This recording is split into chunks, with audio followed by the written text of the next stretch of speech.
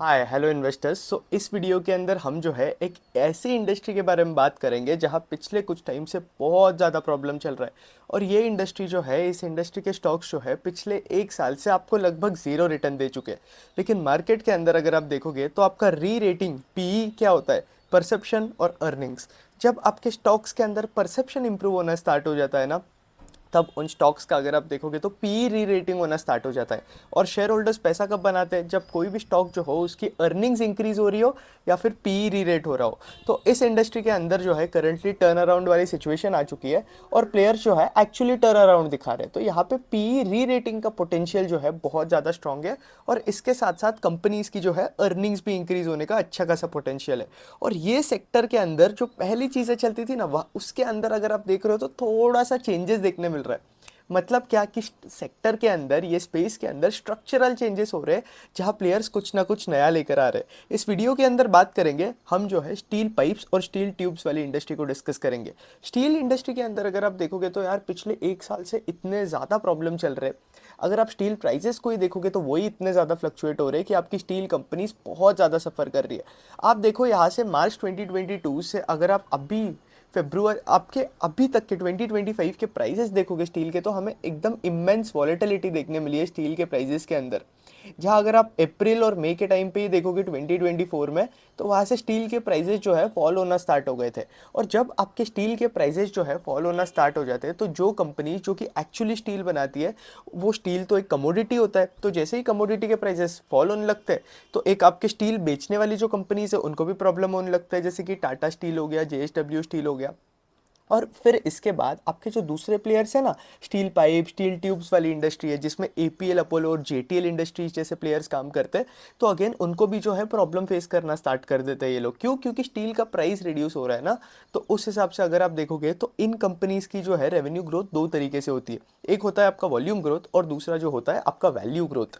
तो अगर आप देख रहे हो तो आपका वॉल्यूम ग्रोथ तो हो रहा है, लेकिन वैल्यू ग्रोथ आपका जब रुक जाता है ना, तब आपकी टॉप लाइन ग्रोथ भी जो है ऑटोमेटिकली रुक जाती है। और जैसे ही आपकी टॉप लाइन रुक जाती है, आप अगर देखोगे तो इफेक्ट जो है बॉटम लाइन तक आ जाता है और ईपीएस की ग्रोथ जो होती है ना कंपनीज की, वो भी फॉलो होने लग जाती है।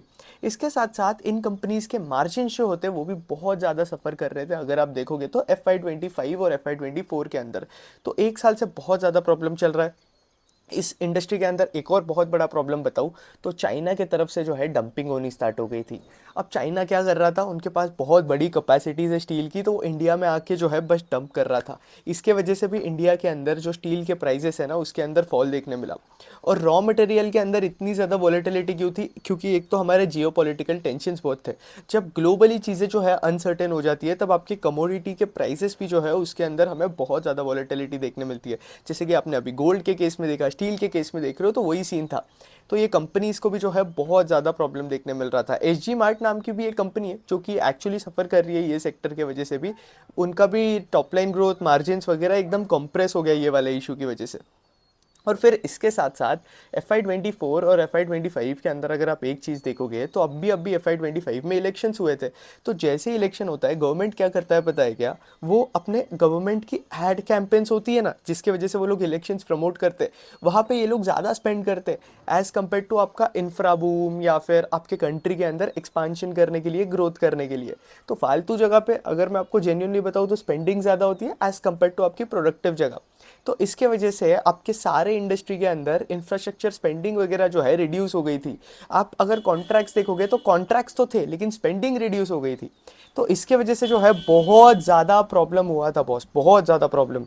बहुत सारी कंपनीज, पॉलीकैब देखो, वायर्स एंड केबल स्पेस के अंदर देखो, ये स्टील वाली कंपनीज देखो, इंफ्रा ही नहीं होगा, आपकी स्टील पाइप्स और ट्यूब्स आप कहाँ यूज़ करोगे? तो इस तरीके से वहाँ पे भी जो है ग्रोथ स्लो डाउन हो गया था। अब इसके बाद अगर हम बात करें तो हम जो है ये स्ट्रक्चरल स्टील पाइप्स और ट्यूब्स यूज़ कहाँ होते हैं, पहले उसके बारे में बात करेंगे और फिर आगे डिस्कस करेंगे कि कहाँ किस तरीके के कौन सी इंडस्ट्री के जो है नंबर्स आ रहे हैं। अब पहले स्ट्रक्चरल स्टील पाइप्स और ट्यूब के एप्लीकेशन की बात करें तो 64% इसमें से स्टील पाइप्स और ट्यूब्स जो है वो आपके हाउसिंग स्पेस के अंदर यूज़ होते हैं। जैसे कि आपको पता है ना, घर बनता है रेजिडेंशियल एरिया में, वहाँ पे ये 64% के आसपास यूज़ होता है। कमर्शियल बिल्डिंग्स के अंदर कुछ 19% के आसपास यूज़ होता है। अगेन अगर आप इंफ्रा के अंदर देखोगे तो 13% के आसपास, और अदर्स कैटेगरी अगर आप देखोगे तो 4% के आसपास जो है वहाँ से इनके रेवेन्यूज़ आते हैं।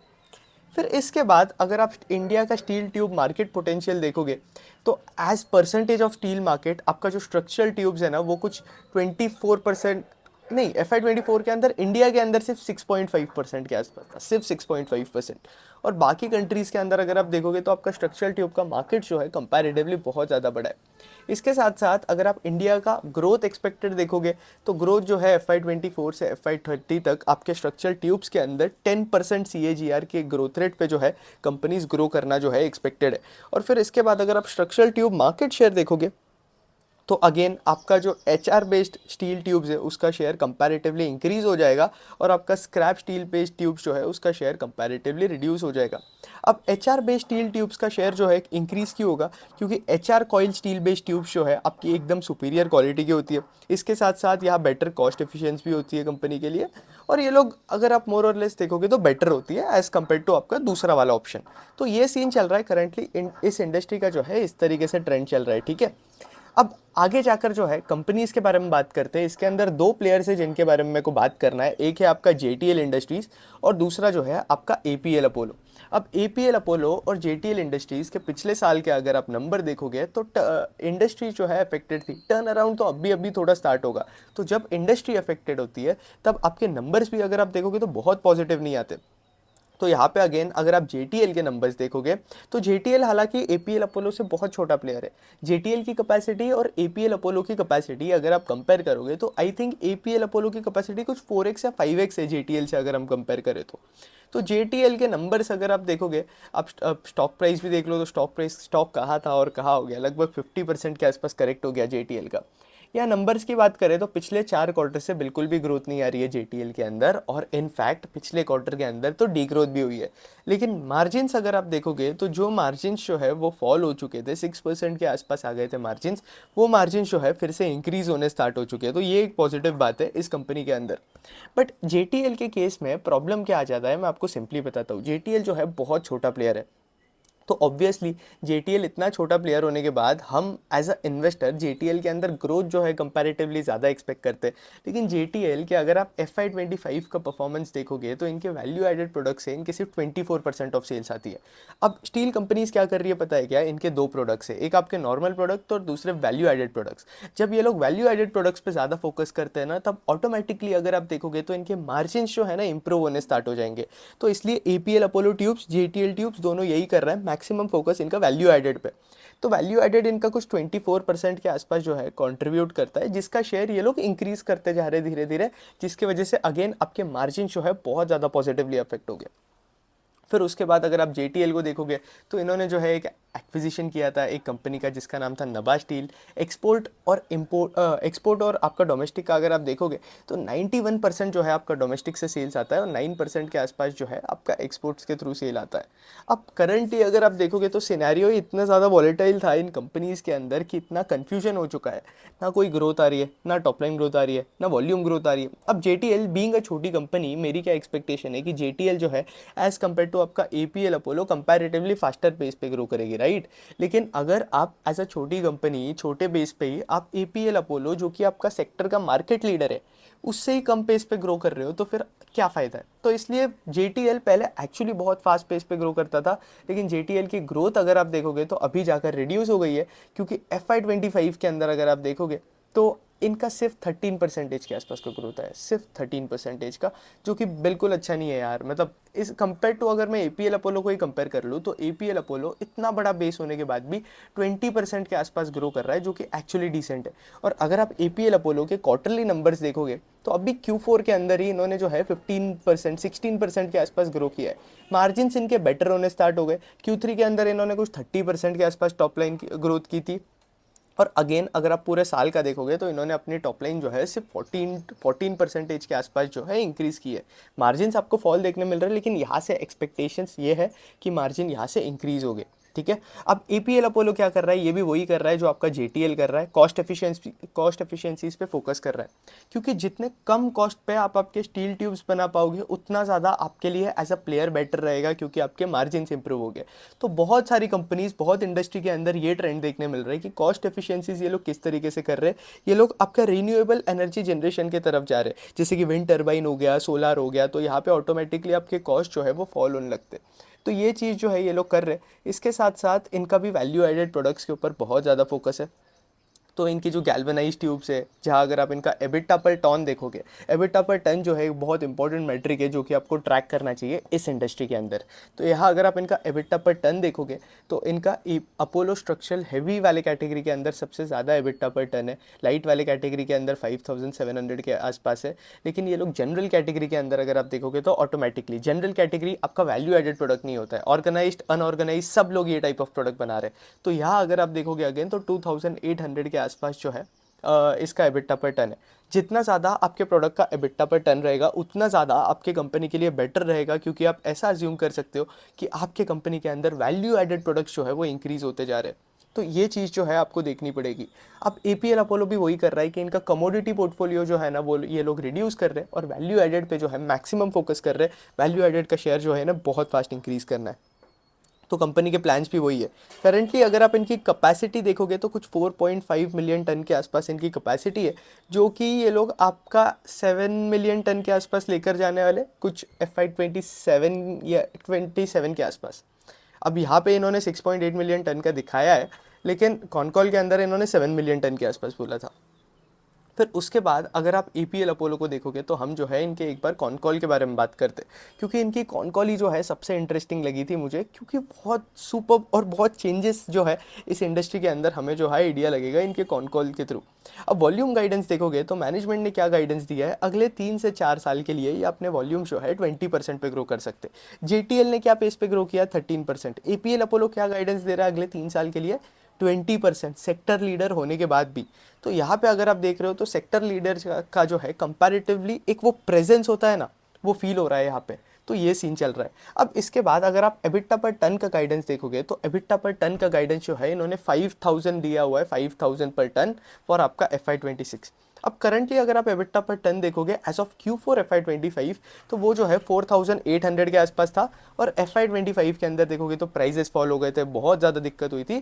तो इनका एबिटा पर टन ऑटोमेटिकली 3700 के पास चले गया था। तो 3700 से 5000 जो है बहुत बड़ा जंप होगा, और आप इनका एबिटा जो है आराम से एस्टिमेट कर सकते हो। ये कंपनी जो है ऑलरेडी वॉल्यूम गाइडेंस देकर रखती है, और वहाँ से आप इनका एबिटा पर टन जो है मतलब पूरा अगले साल एबिटा पर टन के थ्रू आप उसको मल्टीप्लाई कर सकते हो सीधा इनका नंबर ऑफ वॉल्यूम से, और वहाँ से आपको इनका एबिटा मिल जाएगा, और एबिटा लेकर आप इन कंपनीज़ की जो है आराम से वैल्यूएशन कर सकते हो। तो ये सिंपल है, ये वैल्यूएशन एक्टिविटी है जो मैंने आपको बता दी।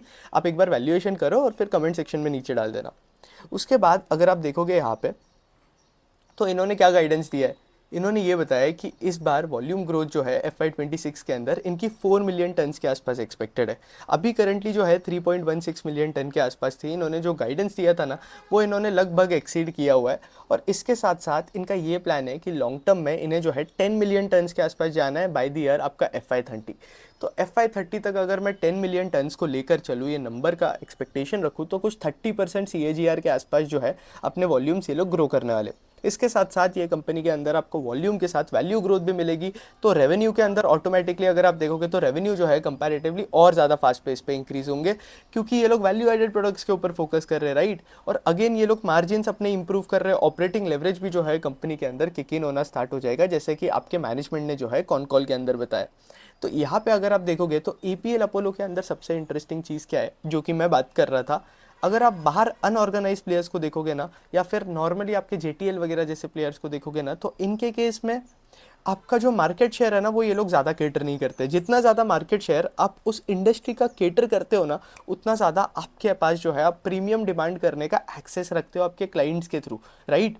अभी अगर आप देखोगे तो एपीएल अपोलो बहुत बड़ा प्लेयर हो चुका है। I think 45 to 50% market share तो ये लोग लेकर रखे हुए हैं। तो ऑब्वियसली आपका कुछ तो मोनोपोली या कुछ तो ऐसा होगा ना उस सेक्टर के अंदर, जिसके वजह से आप आपके क्लाइंट से प्रीमियम डिमांड कर सकते हो। तो वही जो है आपको यहाँ पे देखने मिल रहा है। मैनेजमेंट ने ये बताया कि इवन इन जनरलाइज प्रोडक्ट्स के अंदर भी ये लोग जो है 5% का प्रीमियम डिमांड कर सकते हैं इनके क्लाइंट्स के थ्रू, डिस्ट्रीब्यूटर्स के थ्रू। तो ये एक बहुत इंटरेस्टिंग चीज़ लगा कि इनके कॉम्पिटिटर से भी कंपैरेटिवली ये लोग प्रीमियम चार्ज कर सकते हैं जनरल प्रोडक्ट जैसे कैटेगरी के अंदर भी। और अगेन एबिटा स्प्रेड्स की मैं बात करूँ तो वो जो है FY25 के अंदर थोड़े डिप्रेस थे, लेकिन अगेन ये लोग जो है स्टील के प्राइजेस इंक्रीज़ हो या ना हो, अब हमें पता नहीं है कि स्टील के प्राइजेस जो है इंक्रीज़ हो गए नहीं हो गए। मुझे पता है गवर्नमेंट ने जो है एंटी डंपिंग ड्यूटी लगाया है चाइना के ऊपर, इंपोर्ट के ऊपर, तो कंपैरेटिवली आपके स्टील के प्राइजेस जो है एक्सपेक्टेड है यहाँ से इंक्रीज़ होना, लेकिन वो जो है हमें देखना पड़ेगा। तो बीइंग स्टील के प्राइसेस इंक्रीज हो या ना हो, कंपनी का एबिटा पर टन जो है वो इंक्रीज ही होने वाला है, तो ये अगेन एक पॉजिटिव बात है। थोड़ी नियर टर्म हेडविंड्स है सेक्टर के अंदर, बट टर्न अराउंड जो है हमें एक्सपेक्टेड है in very near term in this sector. फिर इसके साथ साथ ये लोग जो है इंडिया के अंदर भी एक्सपांशन कर रहे हैं। इनकी कैपेसिटी अभी कुछ 5 मिलियन टन्स की है, ये लोग कुछ 7 मिलियन टन्स के आसपास लेकर जा रहे हैं उसे। 1500 करोड़ के आसपास का केपेक्स कर रहे हैं, जो कि पूरा फंडेड रहेगा फ्रॉम योर आपका इंटरनल कैश फ्लोज। अब इसके साथ साथ अगर आप देखोगे तो कैपेसिटी एक्सपेंशन जो ये लोग कर रहे हैं, इसके अंदर रूफिंग शीट जिनमें इनके एबिटा पर टन जो है बहुत ज़्यादा होता है, वहाँ पे 100% यूटिलाइजेशन चल रहा है। और स्ट्रक्चरल के केस में अगर आप देखोगे तो 60% के आसपास जो है यूटिलाइजेशन चल रहा है। अब करंटली क्या हो गया था कि इन स्टील वाली कंपनीज को जो है जैसे ही स्टील के प्राइसेस फॉल हो गए थे ना, इन्हें इन्वेंट्री लॉसेस लेने पड़े थे। इन्वेंट्री लॉसेस क्यों? क्योंकि आपने जो स्टील है ना वो हाईयर प्राइस पे लेकर रखा है, और वो हाईयर प्राइस पे आप स्टील लेकर रखे हो, वो स्टील का प्राइस ही फॉल हो जाता है, तो आपकी इन्वेंट्री का प्राइस भी फॉल हो जाता है। तो इसलिए इन्हें जो है लॉसेस लेकर रखने पड़े। और बहुत बार क्या हुआ था कि बहुत सारे स्टील डिस्ट्रीब्यूटर्स जो है वो अपना स्टील सेल करने के लिए तैयार नहीं थे। वो बोले कि यार इन्वेंट्री में वैसे भी लॉस हुआ पड़ा है, एक काम करेंगे, वेट करेंगे जब प्राइजेस रिकवर होंगे ना तब सेल करेंगे। तो ये भी सीन हुआ था इस इंडस्ट्री के अंदर। फिर अगेन अगर आप इनका बाकी प्लांट्स का यूटिलाइजेशन देखोगे तो वो भी जो है ठीक ही है। ओवरऑल अभी क्या हुआ था कि गवर्नमेंट की स्पेंडिंग वगैरह जो है वो रिड्यूस हो गई थी, लेकिन अगर आप बाकी सेक्टर्स को ट्रैक कर रहे हो, केबल्स एंड वायर्स वगैरह, तो वहाँ पे अगर आप देखोगे तो गवर्नमेंट की स्पेंडिंग जो है ना फिर से इंक्रीज हो चुकी है। तो ये एक पॉजिटिव बात है। तो इसके वजह से लेट्स सी कि किस तरीके से जो है चीज़ें प्ले आउट होती है। मेरे हिसाब से ये इंडस्ट्री भी जो है पॉजिटिवली अफेक्ट होनी चाहिए आपकी गवर्नमेंट स्पेंडिंग के थ्रू। फिर इसके बाद वॉल्यूम गाइडेंस जो है इनका 20% का ईयर ऑन ईयर का गाइडेंस दिया हुआ है, जो कि मैनेजमेंट बता रहा है कि आराम से जो है अचीवेबल है। और ऑपरेटिंग लेवरेज कंपनी को कब मिलेगा? कंपनी के मैनेजमेंट ने क्या बोला है कि जब ये लोग 8,50,000 टन पर क्वार्टर के आसपास ये लोग कर लेंगे, तब जो है इन्हें ऑपरेटिंग लेवरेज मिलेगा। कंपनी के मैनेजमेंट ने गाइडेंस क्या दिया हुआ है? 40 मिलियन के आसपास का। अब आपका 40 मिलियन, ये लोग 850 पर क्वार्टर बता रहे हैं, तो 850 पर क्वार्टर अगर आप कैलकुलेट भी करोगे तो 34 लाख टन के आसपास जो है इनका ऑपरेटिंग लेवरेज किक इन होना स्टार्ट हो जाएगा। तो ऑब्वियसली कंपनी को ऑपरेटिंग लेवरेज मिलेगा, ये हम ऐसा अज्यूम कर सकते हैं, क्योंकि गाइडेंस ही इनका 4 मिलियन टन का है वॉल्यूम के केस में। इस तरीके से जो है चीज़ों को देखते और चीज़ों को कनेक्ट करते, समझ रहा है आपको चीज़। अब इसके बाद अगेन अगर आप देखोगे तो इनके स्प्रेड्स जो है करंटली जो कि ये लोग चार्ज कर रहे हैं, इनके एक्सपोर्ट्स के अंदर कंपैरेटिवली इनका एबिटा पर टन जो होता है वो कंपैरेटिवली ज़्यादा होता है एज़ कम्पेयर टू आपकी दूसरी कंट्रीज़। तो वहाँ पे अगर आप देखोगे तो यूरोप के अंदर 5,000 to 6,000 एबिटा पर टन पर मंथ है इनका कुछ। और गाइडेंस इन्होंने बोला हुआ है कि आपका FY26 के अंदर 5,000 एबिटा पर टन जो है आराम से अचीवेबल है, उसके अंदर जो है कोई भी प्रॉब्लम नहीं है। इसके साथ साथ एक और चीज़ है कि ओवरऑल आपके ऑयल और गैस एक्सप्लोरेशन के अंदर जो है बहुत सारी कंट्री स्ट्रेस कर रही है। यूएस का भी आपने सुना होगा कि यूएस ऑयल और गैस पे बहुत ज़्यादा स्ट्रेस कर रहा है।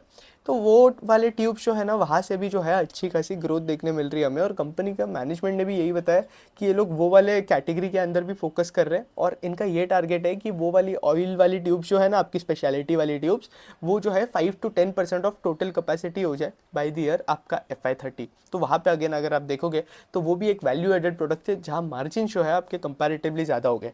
इसके साथ साथ कंपनी के मैनेजमेंट ने ये भी बताया कि ये लोग जो है आपके एम्प्लॉय कॉस्ट पे रिड्यूस करने वाले, जिसके वजह से अगर आप देखोगे इनके जो प्लांट है उसका यूटिलाइजेशन इंक्रीज होता है, एम्प्लॉय कॉस्ट रिड्यूस होते जा रहे हैं, ऑपरेटिंग लेवरेज किक इन हो रहा है, तो मार्जिन इंक्रीज करने का, पैट मार्जिन और EPS ग्रोथ का पोटेंशियल जो है बहुत अच्छा है इस इंडस्ट्री के अंदर। अब अगर मैं एक बार वैल्यूएशंस की बात करूँ फ्रेंड्स आपसे, तो मैं आपको बताता हूँ वैल्यूएशन का दिक्कत क्या है। APL अपोलो का स्टॉक जो है करंटली ऑल टाइम हाई पे बैठा हुआ है, क्योंकि इनका गाइडेंस ही इतना सुपर्ब है। और ये कॉन कॉल जो है एक्चुअली बहुत इंटरेस्टिंग कॉन कॉल थी, मुझे रीड कर कर भी बहुत मज़ा आया। तो यहाँ पे अगर आप देखोगे ना तो इनका स्टॉक का PE जो है 65 के आसपास है। आप 65 के PE पे आप मुझे एक बात बताओ, 20% का ग्रोथ है। भले ही मैं बोल दूँ ऑपरेटिंग लेवरेज आ रहा है, ये आ रहा है, वो आ रहा है, उस हिसाब से मुझे ऐसे लगता है, मतलब ऐसे मेरा एस्टिमेशन है कि आपका एबिटा पर टन जो है 5,000 के आसपास है ना, और आप आराम से कुछ कर रहे हो 4,000 के आसपास, तो वहाँ से आपका एबिटा पर टन 2,000 करोड़ के आसपास का आ जाता है अगर आप कैलकुलेट करोगे तो।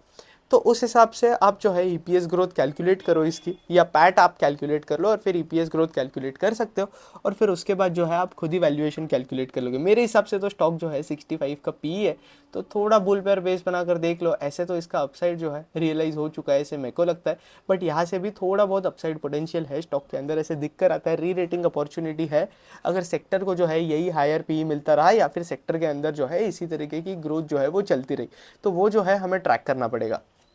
तो होपफुली इतना ही रखते हैं ये वीडियो अच्छा लगा होगा आपको, ऐसे मैं एक्सपेक्ट कर रहा हूँ। हाँ, इसके पहले मैं आगे वीडियो को आगे क्लोज़ करूँ, मुझे जो है आपको मेंटरशिप प्रोग्राम के बारे में बताना है। अगर आप देखोगे तो आपको मेरे मेंटरशिप प्रोग्राम के लिए रजिस्टर करना है, तो नीचे डिस्क्रिप्शन के अंदर लिंक दिया हुआ है, वहाँ से जो है आप मेंटरशिप प्रोग्राम के लिए रजिस्टर कर सकते हो।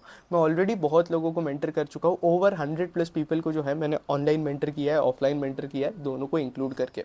इसके साथ साथ ये मेंटरशिप के अंदर आपको बेनिफिट्स क्या मिलते हैं, आपको जो है 1-on-1 मेंटरशिप मिलती है, जहाँ आप मुझसे जो है डायरेक्ट 1-on-1 कनेक्ट कर सकते हो, और आपके सारे डाउट्स है related to research, related to market, आप जो है सारी चीज़ें जो है मुझसे कनेक्ट होकर मुझसे डायरेक्टली पूछ सकते हो। इसके साथ साथ आपको मेरे रिसर्च का जो है एक्सेस मिलता है, जो जो स्टॉक्स में रीड करता रहता हूँ उसका जो है मैं मेंटरशिप ग्रुप पे पोस्ट करता रहता हूँ, चीज़ें इसके डॉक्स पोस्ट कर देता हूँ, तो इसके थ्रू जो है आपको एक्सेस मिल जाता है मेरे रिसर्च का, जिसकी वजह से आपका टाइम भी बच जाता है। और अगेन ये वाले मार्केट के अंदर अपॉर्चुनिटी स्टडी करना बहुत ज़्यादा इंपॉर्टेंट हो जाता है, और यहाँ से अपॉर्चुनिटी स्पॉट करना जो है उससे भी ज़्यादा इंपॉर्टेंट हो जाता है। क्योंकि अगर आप देखोगे ना यार, तो अपॉर्चुनिटीज़ पता होनी चाहिए। फिर जब अगर आपने देखोगे तो स्टील इंडस्ट्री का आपको टर्न अराउंड पता चल गया है, तो जब आपके पास अपॉर्चुनिटी आएगी तब ऑटोमेटिकली आप उस अपॉर्चुनिटी के अंदर डिप्लॉय कर पाओगे ना, दैट इज़ द थिंग। तो फिर यही है यार, बस इतना ही बताना था। मेंटरशिप प्रोग्राम का फॉर्म जो है नीचे लिंक पे दिया हुआ है, आप जो है डायरेक्ट रजिस्टर कर सकते हो, और I promise the value that you will get in this mentorship program is lot more than the cost you are paying. तो ये तो 100% होगा, 100x वैल्यू देने की जो है आपको कोशिश की जाएगी। और अभी तक जितने भी मेंटरशिप स्टूडेंट्स हैं ना, उनके रिव्यूज़ बहुत ज़्यादा पॉजिटिव है। तो नीचे डिस्क्रिप्शन के अंदर लिंक दिया हुआ है, वहाँ से थ्रू आप रजिस्टर कर सकते हो। होपफुली इस वीडियो को इतना ही रखेंगे, वीडियो अच्छा लगा होगा। That's it, thank you for watching. Ayush Mirdha signing off.